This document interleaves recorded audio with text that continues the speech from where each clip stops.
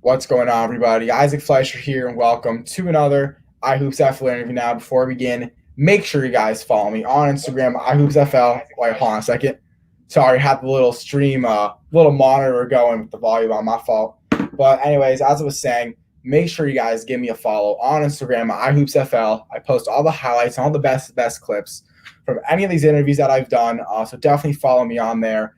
And also, if you want to see any of the other work that I've done around the world of basketball, I also post all the interviews, sorry, not all the interviews, all the articles that I've written for a company down here in South Florida, along with some recent recruitment info about some of these guys I've been talking to on my Twitter at iHoopsRecruits. So again, the IG, iHoopsFL for interview stuff, Twitter at iHoopsRecruits for articles and recruitment info. But anyways, you see the logo in the top right corner, same thing for both, pretty consistent. So make sure you guys follow me on there. But anyways, enough about me. Let me bring on our guest right now. What's going on, my guy? How are you? What's good? What's going on, man? Well, anyways, let's get right into this interview. And I think this may be kind of a dumb question, but I've been wondering this for a long time. I may have gotten the answer, but I might be wrong as well. So I have no idea. But I saw, like, in a clip you were playing with those, like, the white stuff on your ears. I have no clue. I'm not 100% sure what that means. And I see, like, a ton of elite guys, like, have the white stuff in their ears. I don't know, like, what is that? Something like help your performance, or what's the stuff? Nah, bro. It was really just some tape because I got my ears pierced like a few days before that tournament, and so I couldn't take the earrings out. And so I tried to like go like into the game without like the ref saying something, so I hope they didn't notice. But they noticed, and I was like, dang. So I just put tape on them, and so that's all it is. So when guys are like playing in a game and they have the stuff in their ears, that's because they just got their ears pierced. Yeah, that or maybe they just don't want to like take their earrings out or something because then you're not allowed to play with them in like or anything on your wrist or anything on like your hands or your ears. Yeah, I kind of get what's your opinion on the whole like tucking in your jersey or untucking the jersey? Oh, What's your take on that? bro, I don't understand it at all. Like it makes it like it's really not a difference because if you untuck it and somebody pulls your jersey, it's like it is what it is. But if it's tucked in, they can still pull it. So I don't understand it. I play with my jersey untucked. It Yeah, I but don't aren't you getting understand like in trouble all the time tucking your jersey? it. So what I do is like, I'm pretty cool with the ref. I'll go talk to the ref before the game, like sweet talk him a little bit. And so when the game starts and he sees my jerseys untucked, we already had a little conversation. We cool, so he don't say anything about it. And I'm actually wondering, just thinking, I guess the regulations of how you have to like almost the dress code when you're playing basketball with the shorts. I don't want to know if you like rolling them short or not, but at least for my school, like because that's the thing now. You got to wear your shorts short. I always Yeah. roll up my shorts. Whatever shorts I'm wearing doesn't matter if I'm playing basketball or like just going out. Like my shorts are always rolled over at least once, depending on the size. But like, have you gotten in trouble with that too? Because I know a ton of guys from my school, like our stuff is big and like rolling up our shorts. Our coach was like, "No, you get 2 rolls. That's it." What's your opinion of that? Um, honestly, I like rolling my shorts. So what I do, I just ask my coach for like the smallest pair. So like I don't have to really roll them that much as like dudes with like the biggest pair. But nah, I think that's the wave now. Like I feel like a bunch of hoopers like do it in general, like even if they chilling or they hooping or that's just the wave. And so yeah, I just ask for the smallest pair to be honest. Yeah, it's kind of weird because I'll roll up my shorts out. I'm like, oh yeah, like this is definitely the move.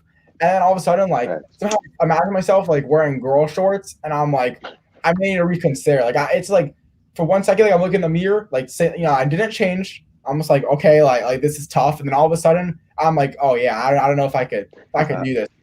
I don't know. I usually keep them rolled. It's just I don't know why I like it. It's just kind of I don't know. It's kind of cool. It's a habit now. If you like you started doing it like when it started becoming a wave and you've been doing it for a while, I think it just turns into a habit. And so Yeah, it is. Like every time I put on shorts, I put them on and I roll them over once, and facts.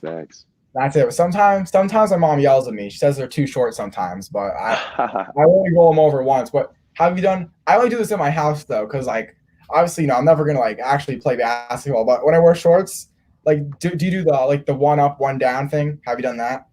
No, I have never done that. I just, you know what I'm saying, I just roll them up. Oh I don't no, even no. know what It's that like is. you kind of tuck it in like either like your underwear, like compression stuff, one of them. And that one's like short, Oh, and the yeah, other's yeah, like yeah. I have done that. I have done yeah. I do that in my house now, like every day. That's that. all I do in my house. I got my shorts like that. I walk like you can't mess with me. Like I look like I'm ready to go to war with my shorts like that. I'm already knowing, bro. And actually, we're talking about the short rolling. He may not have started the trend, but a guy like Josh Christopher, who at least kind of became known for like playing in the underwear or the super short shorts, all the fashion, all the style. He's at Arizona State right now, and that is a school that has offered you, and they're definitely expect to make some noise this season. So, how possible is it that you may end up over there? And so, what's your relationship been like with that school and that program? It's been great. I talk to the coaches almost every day, keeping in contact, asking them what I need to do to like improve my game. How can I fit into the program when it gets to my year of going? So it's been great. I'm really glad they offered me. So, cause I got family in Arizona, so that would be dope to go. But yeah, their program is on the rise right now. I think they're a big power five schools. In my opinion, I think they're one of the best schools in the country. So it felt good to get an offer from there.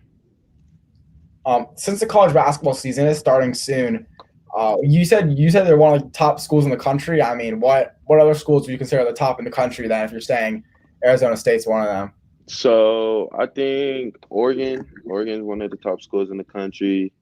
Obviously, Kansas. Um, I think Houston is a big top 25 school in the country. Houston, most definitely. Obviously, you got your Dukes and Kentuckies and Florida and just Michigan State. Um, I've been talking to Purdue, and Purdue is a really good school. They always make some noise, and so those are what I think are probably the best schools in the country. yeah, I'm gonna honestly like. So actually, I thought you were good. Like Arizona State's actually ranked. I didn't think they were ranked. Yeah, But like, I knew they were good, but I just didn't. I don't know why. I just didn't think they were ranked. But I guess because of whatever. Wait, crap. His name's like Bagley or whatever. I know His you're talking brother about. Christopher. I think because the guy from Shadow Mountain is on there too, Hmm. or probably someone else. I think that's why they're ranked. And yeah, also Houston too. They're ranked in the country. They're actually ranked right below Arizona State's 18th and Houston's 17th. So Oh, for real? Yeah, that's crazy because I also I also been offered by Houston too, so I've been talking to the coaches. Houston's I think they're a good program. They're real guard heavy, as like they told me they like guard heavy. So is Arizona State, and so I mean like playing in the space floor and having open space to work out and do what you got to do. I think that's really good. and this is gonna sound kind of nerdy, but like MIT production class used to be in it. My friend showed me this thing. It was something like it was like a million pixel pictures. And, like you could pretty much zoom in, like it'll be like a big like zoomed out photo, and you could like zoom in super close, and you could tell like what someone's T-shirt said or something like that. I think they had one for the Houston arena. I mean that thing was pretty nice. So, are you planning on taking a visit there? To see all that stuff? Yeah, most definitely. Once this COVID stuff starts like going dialing down and stuff. Most definitely, because again, the AU team I play for is out of Houston, so I'm in Houston a lot. So yeah, I'm planning on taking a visit there soon, hopefully. And I do know I don't know like the name of this coach, but I remember like I went to some like kind of call class and one of their coaches, like assistant coaches. I mean, they seem like a really good program. And the guy from Robbie Arm something. What I know his Instagram like Birth King Robbie or something like that. Whatever. I mean, he's pretty elite. He's going. That program's for sure on the rise. I think last year they Yeah. were ranked too.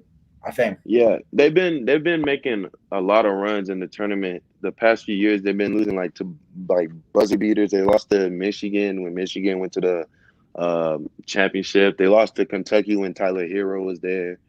Um, so they've been making runs. They've been going to like the Elite Eight, Sweet 16. So yeah, they're most definitely coming up. Yeah, they are. They're for sure a pretty tough program. I completely forgot. I had a question. I just completely forgot it. So that's always a little bit annoying. But anyways, continuing on in the interview, you're wearing the jacket right now, that JL3 program, which I think is super cool because you said this would have been, their first time playing on the EYBL circuit. So was that like almost starting off the whole program and on the EYBL circuit and, trailblazing away for all the people that are going to come before after you now, once you guys, start kicking off that program in the EYBL circuit? I think the whole organization has like a chip on their back, to be honest. My team, I think my JL3 team has a bunch of dogs, and I think we were really ready to go into the URBL season this year to prove ourselves to a bunch of people. And so next year, hopefully, if they have it, I think we come in with a bigger chip on our shoulder to prove people that we probably the best team in Texas. And you're saying like best team in Texas, but you've never, technically played on the EYBL circuit. I mean, unless you actually no, so you haven't. So you really have no idea what it's like. I mean, why do you have so much confidence in your team when you guys have had literally like no experience playing in an EYBL circuit session? Because I feel like JL3, our practices are a lot intense than people think.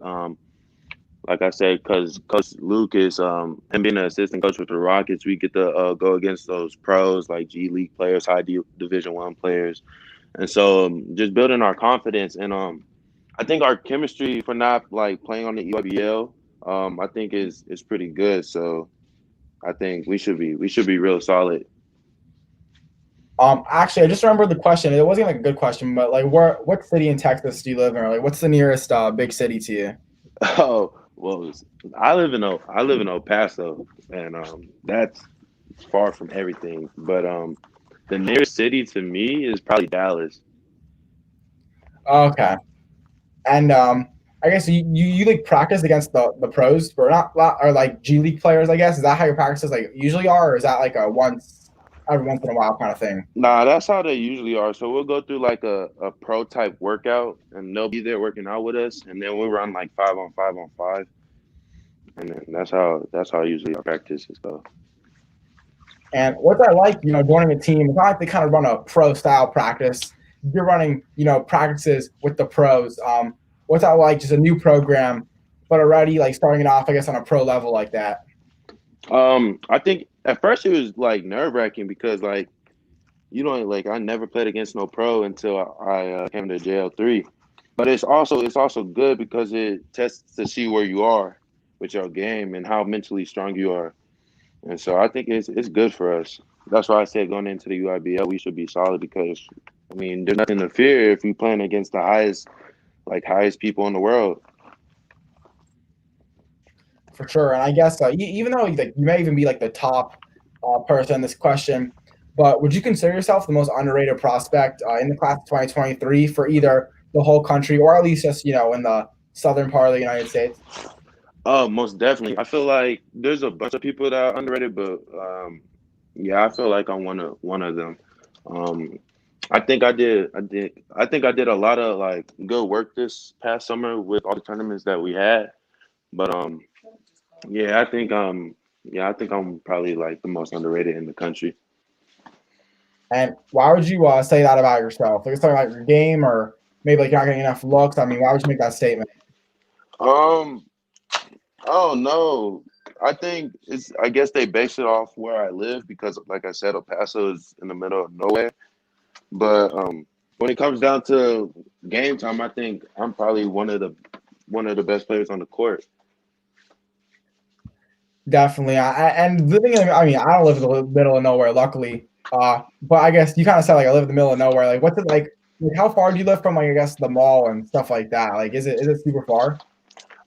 From El Paso Mall, I probably live like 15 to 25 minutes from my mall. Oh, okay. So it's not you. So then you don't live in like the middle of nowhere then. Nah, El Paso's like when I say like that, it's like because to get to Dallas is a 10-hour drive. So that's like. And you said Dallas is the closest city to you, like the closest big city. Yeah. You don't live near like Houston or San Antonio or something like that. The closest city to me is I don't know if you know Midland and Odessa, but that's probably the like real closest city. But Dallas is the biggest city closest. Man, so Texas is like that big then. Yeah, it is most definitely. Man, that's crazy. Like I think in Florida, it maybe takes like 8 hours to drive from like I guess. Well, technically not like the Keys, but at least from like the little mainland of Florida, like south to up, I think it's like only 8 hours. So that's 10 hours from Dallas. That's unbelievable. Yeah. Yeah. So then how far are you from like Houston then? I'm probably like 13 hours from Houston. Yeah, that's crazy. And how'd your freshman year go? Um, it went really well. I averaged about 20, 26 and 7. I took the team.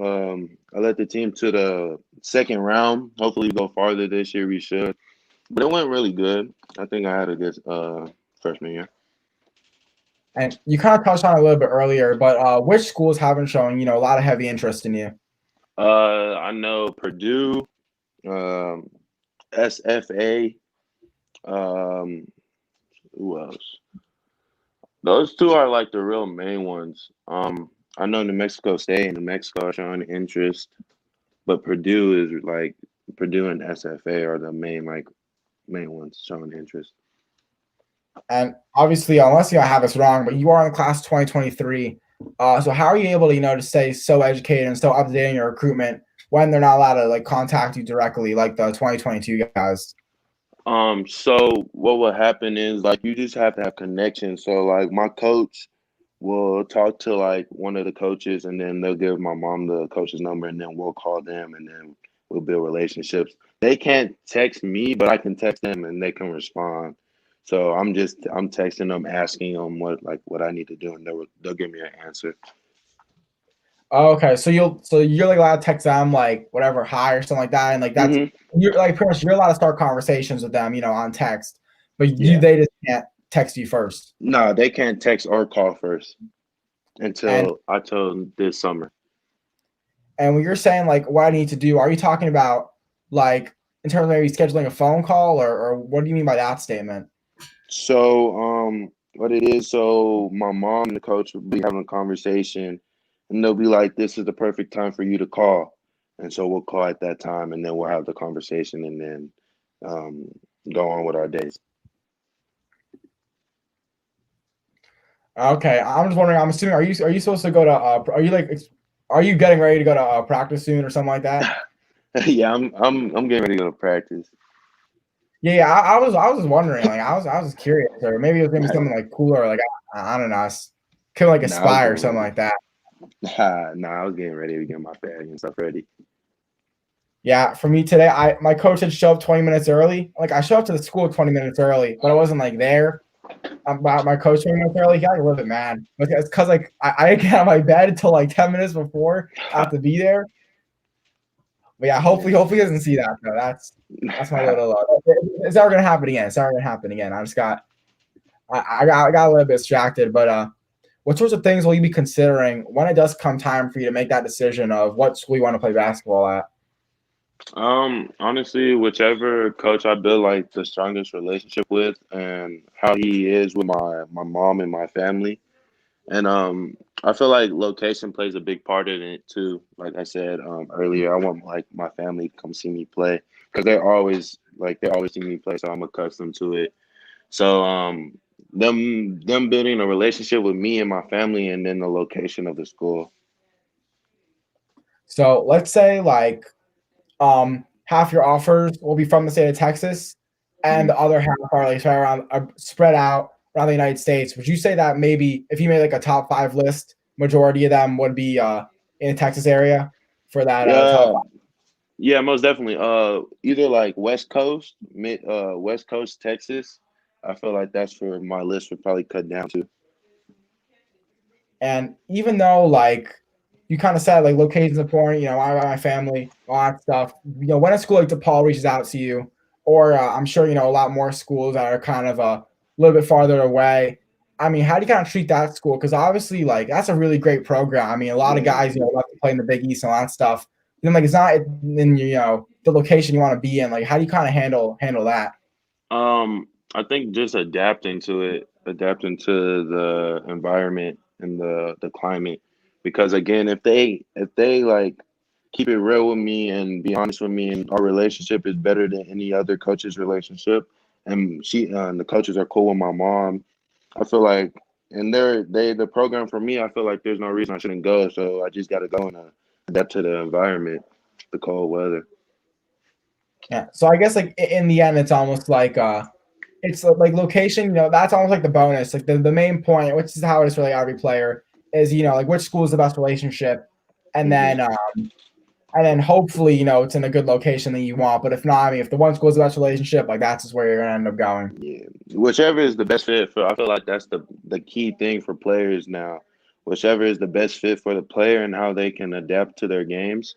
I think that's the biggest part.